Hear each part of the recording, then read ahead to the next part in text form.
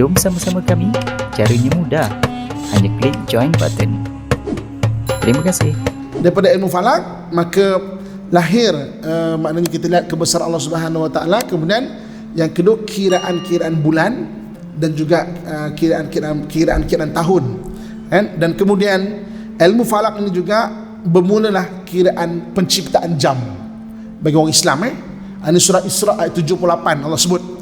Allah kata, auzubillahi minasyaitonirrajim, aqimis salata liduluki syamsi ila ghasakil laili wal qur'anal fajr inna qur'anal fajri kana mashhuda.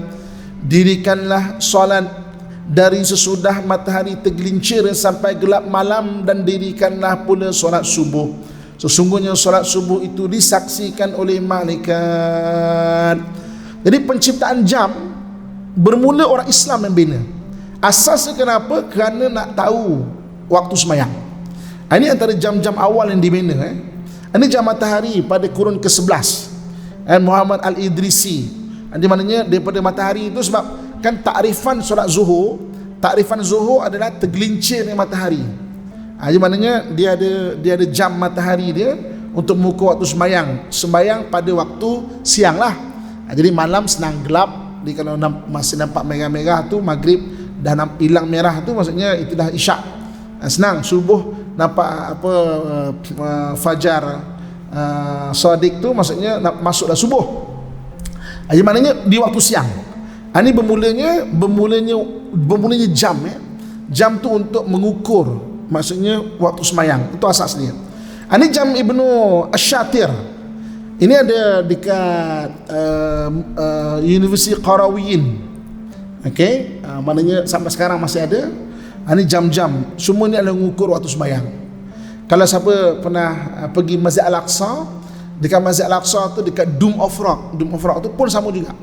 Dan dia ada nombor-nombor lagi. Kalau kita turun dekat Dome of Rock tu, tengok jam matahari tu, kan, apabila cahaya matahari tu disimbah pada jam tu, dia tengok pukul 9 kan, kita tengok jam pukul 9 sungguh.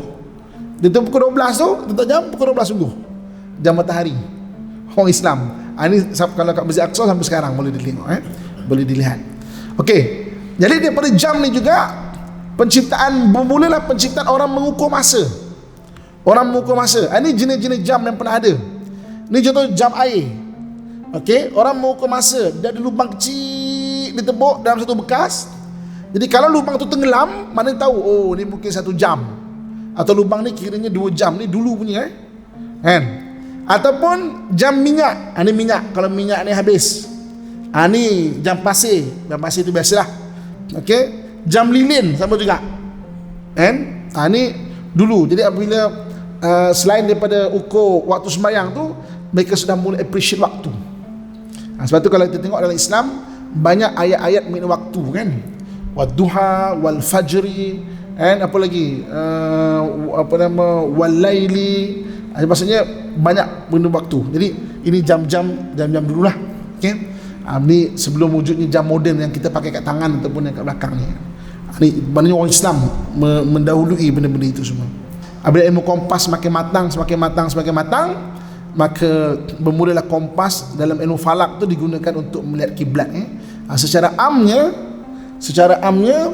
kita punya di Malaysia ni, daripada utara turun ke arah selatan 290 ke 293 darjah. So jadi maknanya itu lebih kurang lah. Mana daripada Johor sampai ke Perlis ada 291, 92. Kita tengok negeri masing-masing lah. Mana daripada utara ke arah selatan tu 290. Itu arah kita punya maknanya kiblat ataupun arah kita punya kompas. Kan? Sebab kita tak macam ulama dulu. Ada satu kisah kalau kita pergi ke Surabaya, di sana ada satu makam dipanggil makam Sunan Ampel. Sunan Ampel ni ada anak murid namanya Kiai Bolong. Siapa orang Jawa di sini boleh betulkan makhraj saya? Kiai Bolong. Kiai Bolong ni maksudnya lubang. Okey, kenapa kiai ni digelar Kiai Bolong? Satu hari kiai ni buat masjid. Dan dia kata, mana arah kiblat ni Kiai? Arah kiblatnya sini. Jadi dia buat masjid lah. Apabila masjid telah terbina, ada orang cuba mempertikaikan. Ya, Kiai ni kiblatnya betul ke sini Kiai ni? Kan? Apa ya tu Kiai, Pak Kiai? Apa betul? Apa tenan kau ya? Maknanya betul ke? Kiai tu pakai orang bising. Satu dia kata, mai siapa tak percaya mai semua kumpul. Dia pergi dekat mihrab ni, dia buat satu lubang. Dia kata, cuba kau tengok, kau nampak tak tepat tak ke arah Kaabah? Orang tengok nampak Kaabah, tuan-tuan. Itu karamah para wali, nampak. Dan sebab apa cerita ni boleh dinaratifkan, sebab saksinya bukan seorang, berpuluh-puluh orang tengok. Ui, betul nampak Kaabah lah. Waktu tu itu karamah para wali dulu. Itu dia panggil Kiai Bolong. Nak tahu sejarah dia lebih, boleh Google. Sekarang kan dah banyak orang kongsikan. Jadi kita tahu sejarah lebih kurang. Kiai Bolong, menunjuk Kiai yang buat lubang. Ui, nampak Kaabah betul. Bila zaman sekarang ni, betul ke Kiai Bolong ni? Orang tengok kompas, betul tepat ke arah situ, ke arah Kaabah tu. Jadi muslimin dan muslimat rahmatullah sekalian, sebagai kesimpulannya, so ilmu falak Islam, dia ada 6 perkara yang penting. Pertama sekali, melihat kebenaran Islam. Jadi rukun Islam kan ada 5 kan. Sebenarnya bila kita tengok mendalami ilmu bintang dan sebagainya, kita tampak kebenaran Al-Quran. Itu membenarkan syahadah kita lah. Kita kan bersyahadah, asyhadu an la ilaha illallah, asyhadu anna Muhammad Rasulullah. Aku bersaksi tiada Tuhan melainkan Allah. Aku bersaksi bahawa Rasul Rasul itu pesuruh Allah. Di mananya kita boleh lihat kebenaran Al-Quran tu. Dan ini cerita zaman dulu pun cerita. Bila sains dah makin matang, tidak bertentangan dengan sains moden. Kalau tuan-tuan nak belajar cara mendapatkan waktu semayang, kenapa maghrib 7 maknanya 7 sekian-sekian, isyak kenapa 8 sekian-sekian, itu lebih detail lagi lah. Itu bukan boleh ngajar kat sini lah. Itu macam kita faraid punya kelas, kan duduk tak boleh ratio pun tak boleh ramai. Kita matematik punya kiraan satu macam tu. Macam mana cara nak tengok anak bintang, anak bulan. Anak bulan ni kenapa kadang-kadang kalau kita tengok, macam mana raya Saudi boleh raya dulu, kita raya kemudian.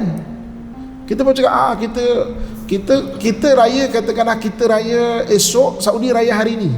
Kita pun tak puas hati, kita nak raya hari ni juga. Tak boleh Sebab apa? Waktu ahli falak tengok anak bulan anak bulan kan 29 atau 30 hari bulan 29 atau 30 hari bulan Tengok anak bulan tu, maknanya ketika anak bulan tu sampai di Malaysia ni, dia belum jadi anak bulan 1 hari bulan.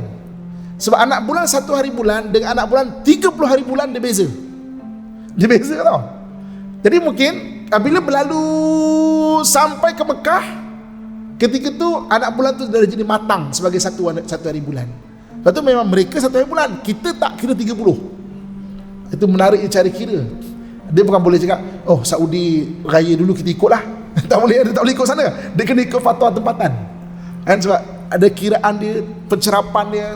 Anak bulan 1 hari bulan lain, 29 hari bulan lain, 30 hari bulan dia lain. Lepas tu dia, mana kita kena faham betul. Daripada sudut taklah kita ikut Mekah lah kan, jimat sikit kan, tak boleh puasa panjang, dia raya dulu. Bukan sebab pengiraan dia anak bulan tu.